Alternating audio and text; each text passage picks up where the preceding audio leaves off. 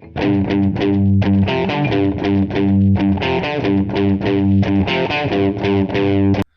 I'm Jane. And I'm Jen.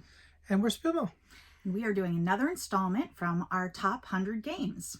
Yep, so this will be 61 to 70 or 70 to 61, depending on how you look at it.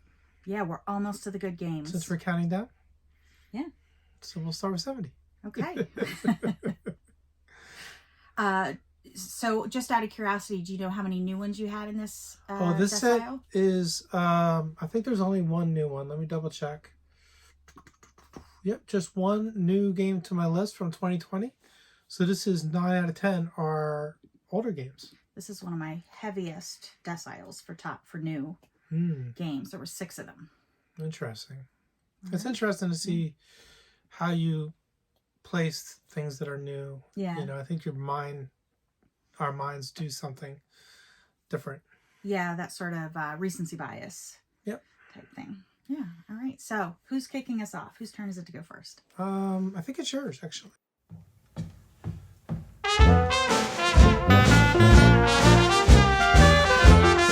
Well, great. I'm going to kick us off with a new game. My number 70 is new to the list. So number 70, but we've already talked about it because it was on my top 50 roll and writes. Okay, what is it? It is 7 Bridges by Ronald Halliday. Oh, nice. Yeah. So this is a roll and write, obviously, and it is a map of the city of Königsberg, which is the historic, I think, German-Prussian city that is now Kaliningrad, Russia. There are 7 bridges in the city, and your goal is to, hence the name, your goal is to kind of create a walking path that goes around the city that crosses as many bridges as possible and sees as many sights. Yep. And we really, really, really, really like this game. We enjoy it a lot. Yeah, we enjoy it a lot. It's one of our top played games. It's definitely up there. Played over 30 times. You can solo it, which is also fun. But this is one of the games we've implemented to play from our chairs. But I think, you know, even aside from that, I really love this game. There's something about the historic nature. It's a freaking map. It's a map. It's a city map. You get to walk around the city. It's so, I love that. I love that. And obviously try to get the most out of your walk. So yeah, that's my number 70. Well, that's exciting. Good choice. My 70 is a game we've played a whole ton as well. I'm not sure how much though, but it's definitely one of our more played games. It's a card drafting game called Boomerang. Oh, yeah. And so this is a game designed by Scott Alms and from Grail Games, not Holy Grail Games. Confused the two. One went out of business, of course. But anyway, so it's a card drafting, and it's really simple. You're building a tableau each round. Your first card you want to be smaller than your last card that you draft. That's called catching your boomerang. And then in between, you're trying to visit tourist sites, trying to see animals, trying to do different activities, and get as many points as you can based on things on the card. So that's really kind of it. It's just a fun point getter. It's a little bit of a roll and write with how you mark off your points and stuff, and yeah, it's pretty neat. What else can I say about it? It's just a wonderful, delightful game. Yeah, and there's a couple more versions. There's, I think, a Europe and an America as well.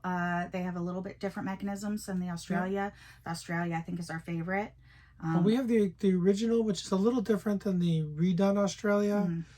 But both based in Australia, and then there's the U.S. and yeah, exactly. Yeah. And I really love this game as well. The card drafting is just so much fun. But yeah, this is a really good game. Yeah, I like it a lot. So it's my number 70. Nice.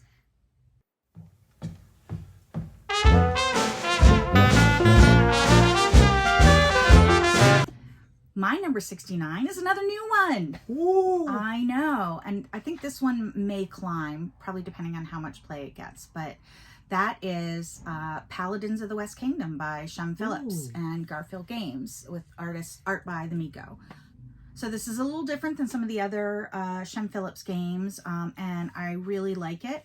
You've got, each player has their own board, and then you're kind of kind of drafting cards or buying cards from a shared tableau, and you can hire people like you would in Architects, but then there's also a line of invaders, and those invaders you can either convert or conquer, and depending on what you do, they give you certain powers. One of the things I really like about this game is that it's a worker placement, but the number of workers you have is variable. So you get your workers at the beginning of the round based on sort of what card you play and then maybe what engine you've built, and they're going to be different colored meeples, and you use the different colored meeples to do different things on the board. And I just think that's such a really interesting, fun, and clever twist on worker placement, which is kind of our favorite genre anyway. I think Paladins is on its way up for me because of that. I just really, really, really like it. It is right now, we're kind of behind on our Garfield games, but it is my favorite of all the Garfield games so far. Well, that's a good choice. Yeah. I didn't know you liked it that much. I did. All right. My 69 goes a little further back in English history, I believe, if I understand the timeline of the West Kingdom games correctly. And that is King's Abbey. We just replayed this on a 5x5. This is from Randy Rathert and Breaking Games, and this is about running an abbey in 1096 AD, to be specific.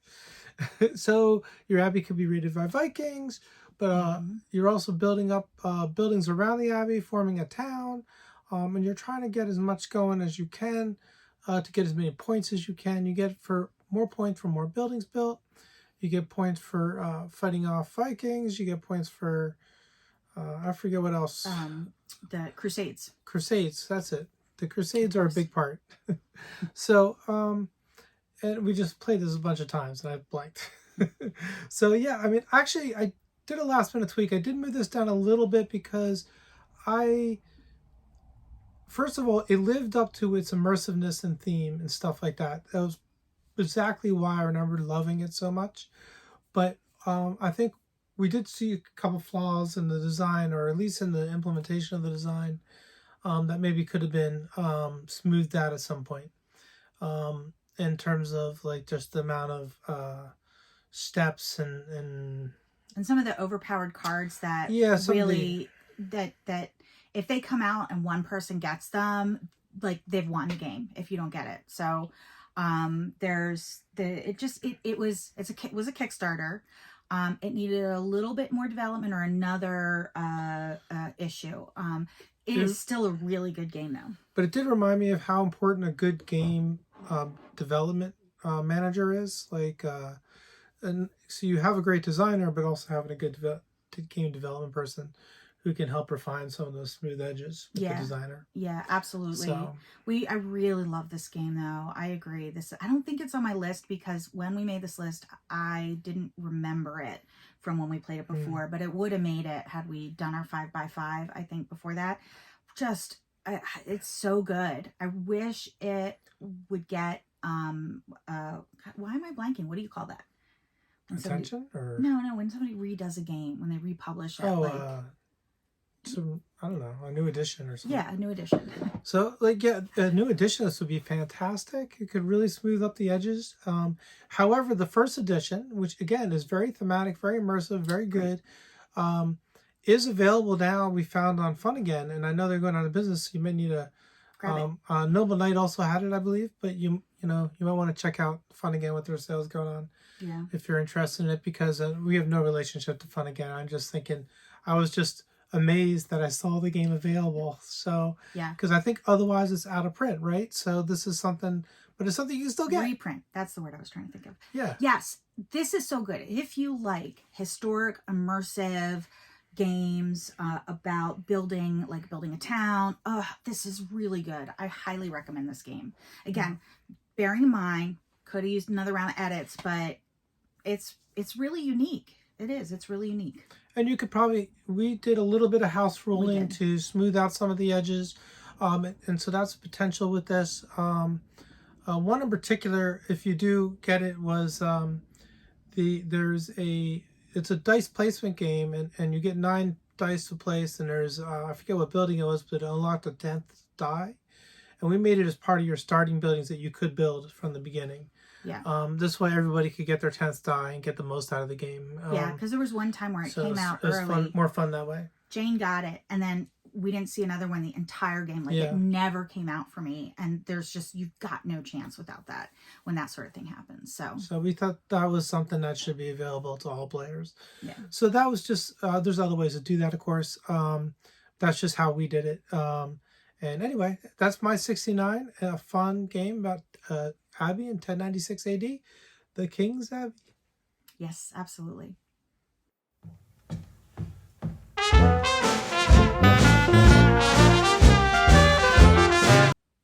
My number 68 is another new one. All the 4 of the 6 new ones are clustered here at the sort of bottom, and that is In the Hall of the Mountain King by Jay Cromier, Graham Johns, and Burnt Island Games.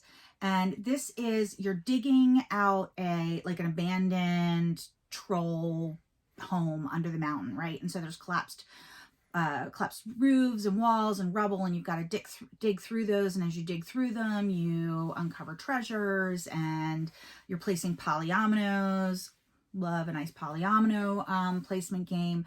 But what is super clever about this game, and what I think makes it this high on the list, is there's this almost a tech tree for getting resources. And you start with a line of 4 trolls, and those 4 trolls produce certain resources, right? And then when you draft or buy, or I forget how you get the card, but you get another troll, you put it on top of the line, so you're creating a pyramid. Well, the trolls underneath of that will then produce, along with the troll that you just placed. And so you're really kind of thinking about, where do I want to place that troll? And when you get to the top troll, the whole damn thing produces. It's very exciting. It's just like a cascading line of production. And it's so clever. It's just fun. That sort of thinking about, oh, I'm waiting for the right troll to come up, and I'm going to grab it, and where am I going to put it, and what resources do I need? And it's really, really clever, and it just kind of elevates the game to the next level for me.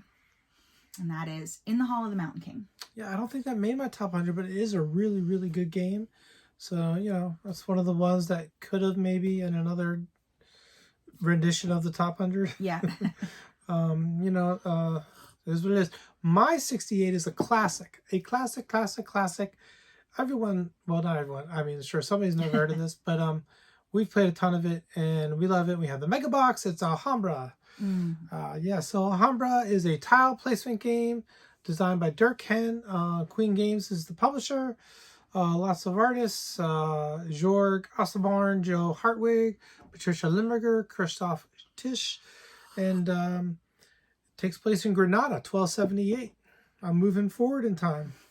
Anyway, you're building out Alhambras, and you got cards which give you your money, and you have to use green money to buy green tiles and blue money to buy blue tiles, and the whole game is super interesting. It's just fun. It's not a heavy game. It's a nice light game, but with some adequate strategic depth. And especially with the combo of the card play and the tile placement, you get plenty of strategy there. And then, of course, if you're playing 2 players, you play with a 3rd player called Durka, and they're dangerous. So yeah, she shows up at a lot of our games. She's not a very nice player. Yeah, she originated in Alhambra because the 3rd player is Dirk, named for the designer Dirk Henn. And now it's always Dirk or Durka in our games. So we like to gender diversify, of course. Of course. The thing that I think is fun about this game that I really like, and the more I think about it, all of the games that kind of make my list, or a lot of them, have one thing that is just so interesting and unique that it just tweaks my interest and my fancy and gets me excited about it. And in this one, it's your cards are your money. Yeah. And something else. But if you pay with exact change, you get to buy an extra building. Yeah. And so you're really trying to figure out how to get exactly the amount of money you want. You really want that building and you need that building, but you don't have exact change for it. But if you don't buy it with exact change, you're only going to get that one. It's just that extra level of planning and execution that I love. Well, it makes it more interesting because you draft the money cards and you would just draft the 9 every time. But because the exact change is so valuable, you're drafting 1s and 2s and 3s because you're like, ooh, that's how I'm going to make the exact change, is getting this 7 over here and then this 1 over here and this 2 over here. And getting a mix of cards is more important than having a specific high value card. At least in terms of gameplay. And it's a whole other like level of strategy or layer of strategy. It's not just about buying the tiles that you're gonna build your Alhambra with. It's about that whole like figuring out how am I gonna maximize the money draft. So, and if you want to dive deep, they have the Mega Box, which has like 20 little mini expansions, and we have not played them all. We have to we really have to do an Alhambra day sometime soon. Yeah, and play through. Maybe there's a specific day that's going to come up on our calendars. Yeah. That'll be perfect for Alhambra Day. It's got to be a weekend, though, because it's a lot. Yeah. But anyway, that is my 68 Alhambra.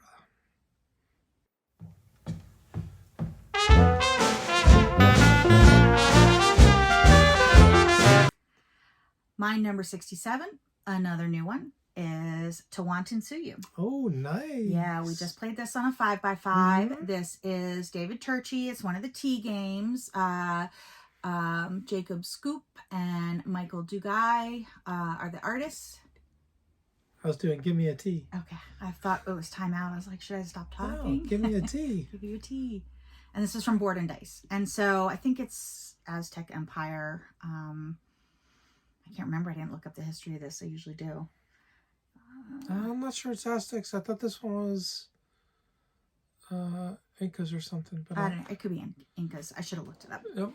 You can look up the history yourselves if you're interested. She's going to Google it. This is why we were married. So this is, again, it's one of the most complex of the tea games. It's a worker placement. But again, it has the same thing that I love from Paladins of the West Kingdom, where you are drafting your workers from a shared pool. It's called the Inca Empire. It sure is. It's right there in the title. It's on my thing. All right, just ignore me. It's the end of a workday. Yeah, so you're drafting your meeples from a shared pool, and the color of the meeples matters. Like they will be more powerful if you have 2 green meeples next to each other. They have a specific benefit that you get from using each different color meeple, and I really enjoy that in it. So this is a little bit of a point salad game, which I also love. It's one of those games where there's a lot of different ways you can get points. You can weave a tapestry, you conquer other lands, you are building statues, and there's I forget what else you're doing, but you can't neglect any one thing. You have to be doing a little bit of everything in order to kind of survive and win the game. I think maybe I've won once. I'm not sure. Maybe not. So maybe you shouldn't listen to me, but Jane always diversifies and it works for her. And I love that sort of balance of in a game where you can't just specialize and ignore everything else and run away with it. Like everybody has to participate. And that way you're also competing with each other for the spots on the board, and it makes it just that much more interactive. But I really enjoyed this game. I don't think it's my highest ranked tea game, but it's a good one. And that is my number 67, Tawantinsuyu, the Incan Empire. Good choice. Yeah, just read the full title next time and you'll be good. Right, my 67 is a game about a different kind of empire, the empire known as the American National Parks. Oh yeah, that's an empire, I'll tell you. This is about our national parks. It's called Parks, obviously, and it's based on a series of drawings about our national parks, and it is designed by Henry Audubon. The art, it's based on this print series, which has a bunch of artists. And it's from Keymaster Games, and it's beautiful indeed. It's so lovely, and it's about parks, which are near and dear to me. I love nature, forests and our wetlands and our rivers and our so really just hits home for me, and really enjoy it. It's got a good theme. It's got good gameplay. It has a ratchet track, which is a one-way path that you can only move forward. You can move forward a certain, as As you far as you can't move want. as you can't move as far as you want in this, can you? I think you can, but you'd be crazy to do it because you'd end up. Yeah, yeah. Anyway, so and then if you go too fast, you're skipping things and missing out on them. And if you go too slow, then you end up being the last one to the end of the trailhead, and you don't get the best bonus at the end. Stuff like that. So it's a neat game. Um, really cool, very thematic, and I love thematics. So very good. That's Parks minus 67. Yeah, and this has a neat mechanism where when the second to last person gets to the trailhead, the round is over. So you have to really kind of watch your opponent and see and make sure that you're getting what you need. If, most of the folks are home and there's two of you left on the board, you have to really kind of figure out how you're going to get what you need, or whether you want to scoop it and be, if go you right stop to the at end. every path on the trailhead, you're going to end up behind too far. So unless they're doing the same. So, all right.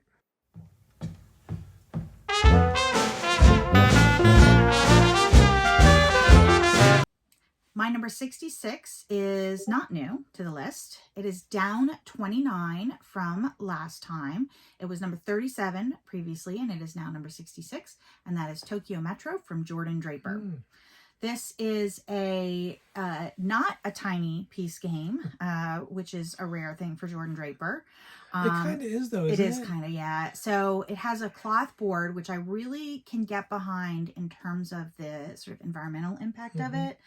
But it is a little fiddly, it gets wrinkly, and the pieces don't necessarily sit on it as easily. And it's in a small box, so the pieces are definitely not huge. But all that aside, I really like this. It's an economic game where you're building routes, you're building stations on the Tokyo Metro, as the name says, but you're also buying stock in your lines or speculating in stock on your opponent's line, which can also bring you benefit. And so again, there's that sort of like dual tracks, dual strategies. Number one is how you're going to build out your route. Number two is how you're going to invest. And it's not a mechanism or a theme that we play a lot, investment games or stock market games, but I just really had so much fun with this game. This is a good one. It is really good. It's well designed. Yeah, it's really well designed. And so, so Tokyo Metro, a sort of rare economic and stock market game on my list, number 66. Yeah, and it's really well designed. The big thing you mentioned is if you have dexterity issues, any Jordan Draper game's a little tough because his pieces are tiny. Yeah.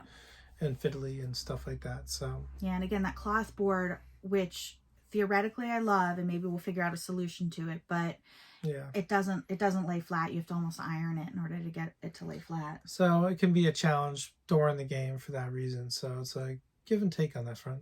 Yep, absolutely. All right. My 66 is a game, a really good Euro game that is really delightful. It's called Underwater Cities. And this is a game where you're building underwater cities, as the name suggests. And it's got a cool action selection mechanism where you have different color cards and different color action spaces.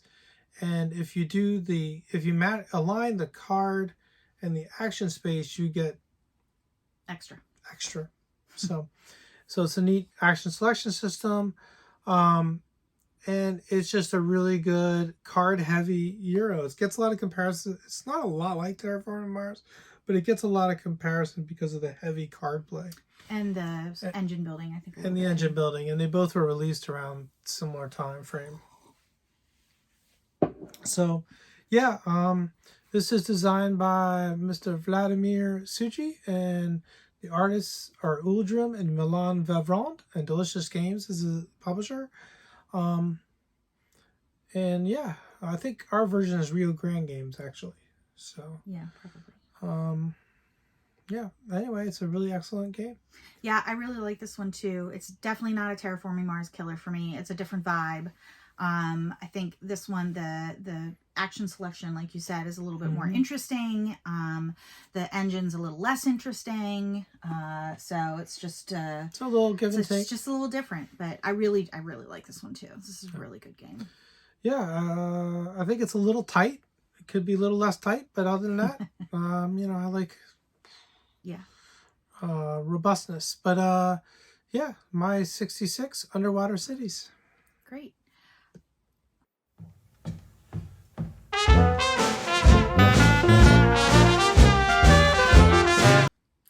My number 65 is new to the list.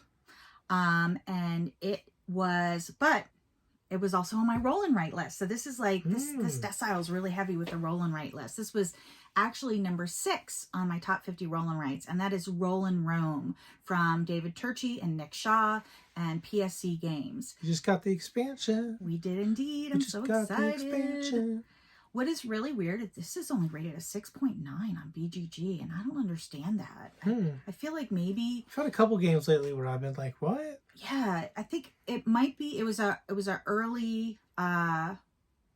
It was one of the heaviest roll and writes. It was like one of the first roll and writes to be really that heavy, and I'm wondering if it was just kind of when people thought like, oh, this is a roll and write, I'll get it, and it was so heavy that it wasn't really their cup of tea. I think maybe now if it came out, it might be more popular. I don't know, but I really love this game. You've got a shared central map board, and you are drawing buildings on that shared map board in different quadrants of Rome. You're trying to build out the city of Rome. You're also doing some some conquering of territories and building up your army and training soldiers and getting resources. You need your buildings to do those things. You can't train soldiers if you don't have like training ground. And it's just a really chunky, satisfying roll and write. The dice have like a ton of stuff on them, which means that like every roll you have a whole bunch of resources you're collecting, which just makes it so much fun. There's just like all of this like stuff happening in every round, which I mean that's what you want out of a roll and write, right? It's just, as I've said many times, it's like dopamine factory. It's like ooh, what do I get? What can I do? And this is really beautiful and cool and thematic. And so I really love this game. I'm shocked at how low it's rated. I rated it much higher. And that is Roman Roll, my number 65.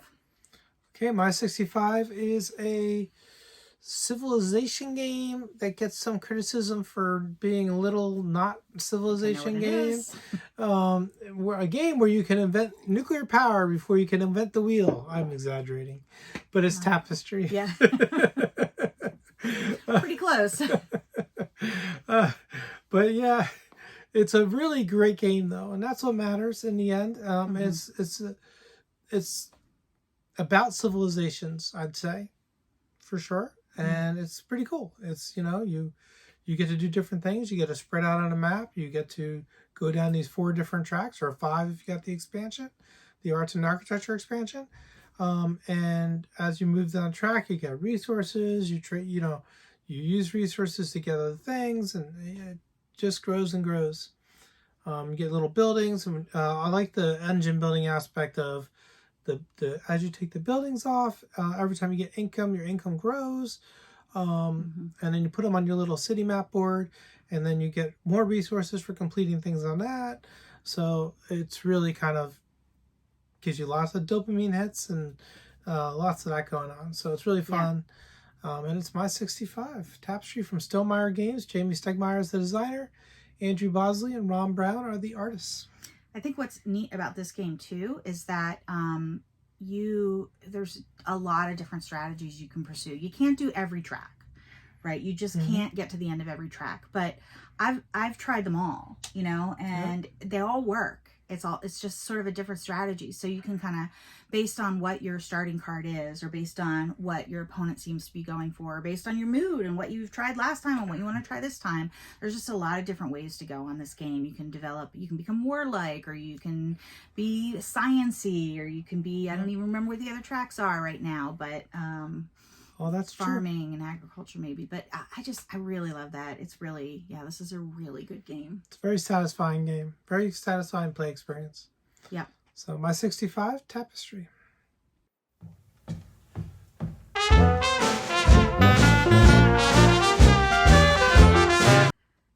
my number 64 is my last new game on this list. Told you it was majority new, 6 games. And this one was also on my top 50 roll and write.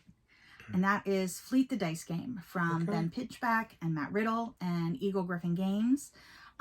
This is the sort of, I guess, predecessor to Three Sisters. I think I like this one a little bit better. Remains to be seen, but I think it ends up higher on my list every time, where you are, you know, rolling dice, which is going to decide what's available to fish that round. And you get bonuses for getting, you know, marking off things on your shrimp track, like a boat or technology. There's a town you can go to get buildings like a cannery. There's a wharf where you can do things. It's just, again, it's like any game where there's all of these different places you can go. I find super satisfying. And of course you can chain actions. You know, you take one action and that gives you a little bonus over here, which gives you another bonus, which gives you another bonus, and it's just like and boom, boom, and that is so much fun. And it has again, the one little thing in it that I love that makes it just kind of stand out to me is that you roll 3 dice every round, or maybe it's 1 die more than there are players, and you know, I choose a die, and then Jane chooses the die, and then we share the 3rd die, so we both get the 3rd die. So there's a little bit of strategy there. Like, I don't want her to have X, and I'm gonna kind of bet that she's gonna take Y, so, you know, I really need Z, but I'm gonna take X just to kind of make sure that I'm mitigating the fact that she's way ahead of me on some track or something. And so I love that, just like that little extra something that makes it that much more fun, and sort of that extra level of thinking in it. So that is my number 64, Fleet the Dice Game. All right, good choice. Like that one. So my next game is my biggest dropper from the last time we did this in 2020. Dropped 44 spots in this 10 anyway. Not my biggest dropper overall, but my biggest dropper in this 10. And also, I don't know, I was going to say something else about that. Whereas Tapestry was our biggest climber since the last time we did this, interestingly enough. So that is, in this game, is Francis Drake.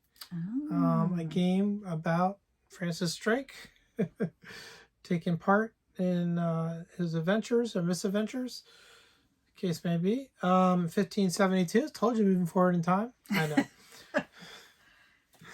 With occasional breaks for Tapestry. And which is all time. All time at all places. I don't know. So yeah, so Francis Drake is my introduction, I think, to the ratchet track. As the first part of the game, you're going through the ratchet track, getting your supplies in town before you head out on your journey in the seas. And then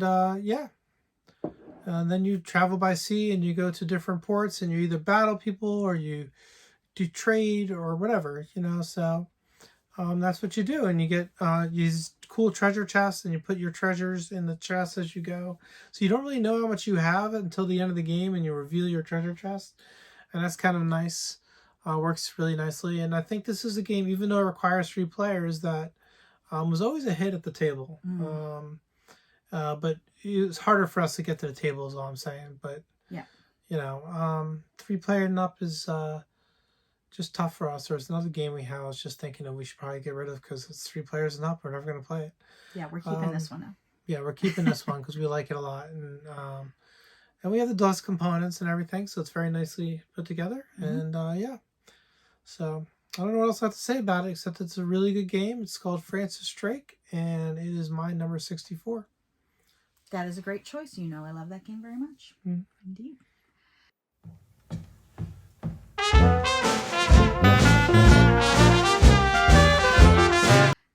My number 63 is down 36 spots from last time. It was 27 last time. And I think it's a measure of the fact that we used to play this a lot.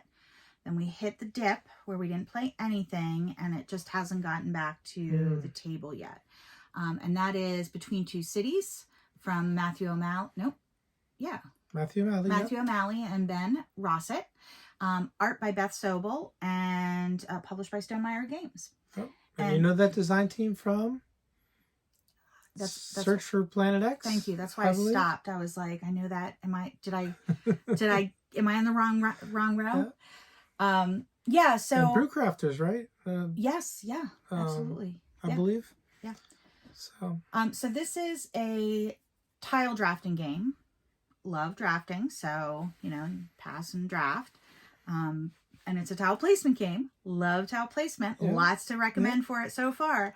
But then it's got this neat mechanism when you're playing with more than two people that you are building two cities, and you're building one with the person to your left and one with the person to the right. And so you each score your lowest scoring city is what your score for the game is. Right. So you're kind of cooperating with somebody, but it's not a cooperative game.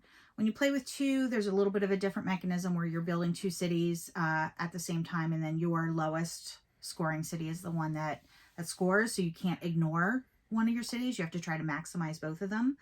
And it works fine. I mean, I find it just as fun. It's kind of missing that neat like between two city element to it, but then it's still a tile drafting and tile laying game, and you're trying to get all of your each thing scores a little bit different. Like you want to get one of each different type of nightlife, or keep all your parks together and away from your factories, keep your houses away from your factories. That's negative points, and so on. It's a simple game, but it's quick, it's easy. We can play it in like 15 minutes, and it's just feels super satisfying every time.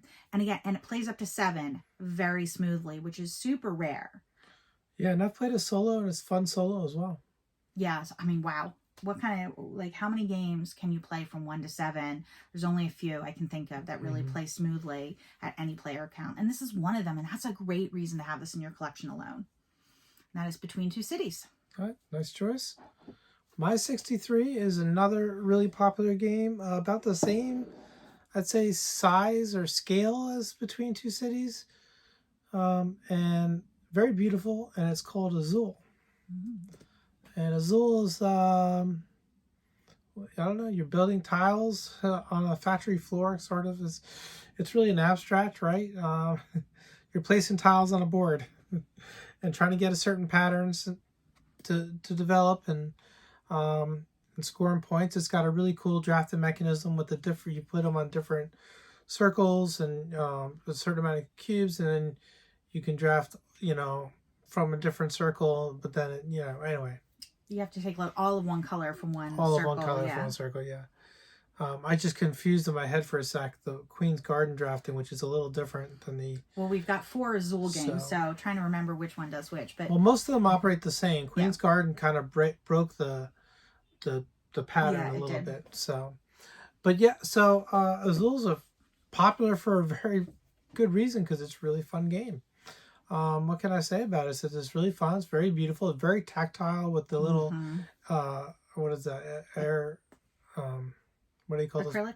It's acrylic pieces, I guess. Yeah. Oh, they make a nice clinky sound when they're together in a bag. They're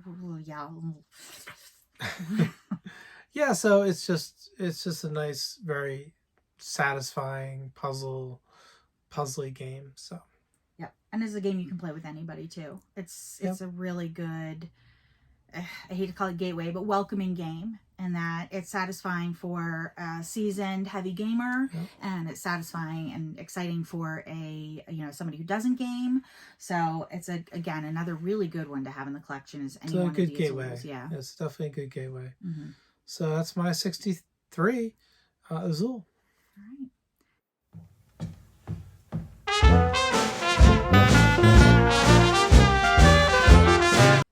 My 62 is down 4 from last time, and guess what? What? It's a crossover on this list, just this 10. It's Francis Drake. Oh, I had a suspicious feeling. Since I wasn't saying much. Yeah, and still you said something that made me think. Yeah, okay.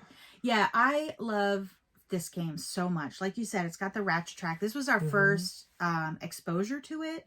And it really was the only one we had for a long time, until now. You see it in a lot of games. Yeah, but for us, Heaven and Ale, and this was our first experience with that. And so, that we always thought that was super cool and really satisfying. And then again, one of the things I really love about it is there's actually two distinct phases to the game, each with their own flavor and strategy, but each which inform each other. Mm-hmm. You know, that one going around the ratchet track in Plymouth Harbor, supplying your ship, hiring crew, you know, getting what you need to be successful, and then sailing out into the Caribbean and fighting with the Spanish. And the other thing I like about this game is that you are fighting with Spanish, but you're not fighting with each other. So when you're, you know, preparing to go out and do battle, you're going to go against a Spanish fort. We're Caribbeans. We don't want to fight each other. Yeah, we don't. And we don't really want to conquer either. So kicking out the other conquerors isn't so bad. So yeah, this is a great game. It's one of the few 3-player games that I think we'll just keep and keep and keep for a long time in the hopes that we get friends. All right. Well, my 62 is the only new game in this set of 10 for me from my last time I did the list. And it's Foundations of Rome. So this goes really back in history, finally. I was trying to move forward in history, but so Foundations of Rome, we often call it like a big miniatures game. That's not a big miniatures game because it has these huge, beautiful pieces. It's so pretty, and you build out Rome with these pieces and then try to on a grid, and you're trying to score as many points as you can by the placement of your buildings and whatnot, and you know, control. So yeah, it's designed by Emerson Matsuchi. The artist is Damien Mamaliti, and this is from Arcane Wonders. So they did a wonderful job on this. Yeah, they did. I think I already talked about this game. I think it was lower on my list, Yeah, but I really like it, and it's super beautiful. So this is a really, like you said, big miniature feel without the big miniature sort of weight. Yeah, I mean, it's great. It's a good gateway game if you want to introduce somebody who's never really got the feel of a miniature game to like a miniature feel, like with these big building miniatures. This is a great game for it because it's not very complicated at all. Yep. So, absolutely.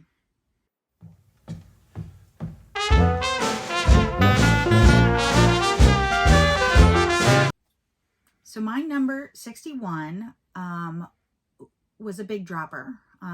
It went from 19 on my last list to 61 here. So that's a 42-point drop. Still love it. But I don't think we've played it since before the dip, and I think that has some impact on it. But it is Founders of Gloomhaven from Isaac Childress and Cephalofair Games. And I'll tell you, she's stunned. She's stunned. She's not. I am stunned. I'm so stunned. You love this game. I do love this game. We just haven't played it in a long time.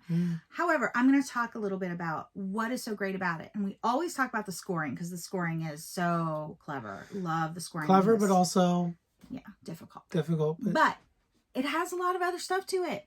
Yeah. It's a sort of a city building game. You're laying tiles, which are creating paths to different areas of the city. And then you're building buildings. You can't build a building in an area where there's no path to it. So you've got to kind of lay your paths out. Once you build a building, that's going to allow you to do certain types of production. You need to build up to sort of the most valuable types of production. You can't do those right away. You can hire workers, which will give you special powers that, you know, help kind of build your engine and last through the game. Those workers are from the world of Gloomhaven. So there's a Quattrol and an Inox, and they're really familiar, and that's a lot of fun. And then the action selection is also super clever. So you've got a hand of cards, like in Gloomhaven. And you play your cards, and you play them. You can't reuse it, right? So once you play it, it's down. And then once you've played all your cards, or when you get to a certain point, you can take a certain action, like sit out for a round to get your cards back. And so there's that calculation of, when do I want to get my cards back? I think there's multiple ways to get them back. One, which is more powerful and maybe gets all your cards back, but takes sitting out a turn. One maybe lets you bring one card back. I can't remember exactly what it is, but it was really thoughtful and clever, and just kind of reminded me of some of that feel you have with Gloomhaven, where there's a lot of hand management and trying to maximize the use of those cards while you have them. So there's a lot to this game, not just the very complicated but super clever scoring. I mean, it's a great game. It's just, it's not for everybody for sure. Yeah. And it's yeah. Spreadsheet the game. Love it, love it, love it. All right. That's my 61. What's yours? My 61 is not a peaceful game, but it involves a cube tower, and it's called Wallenstein.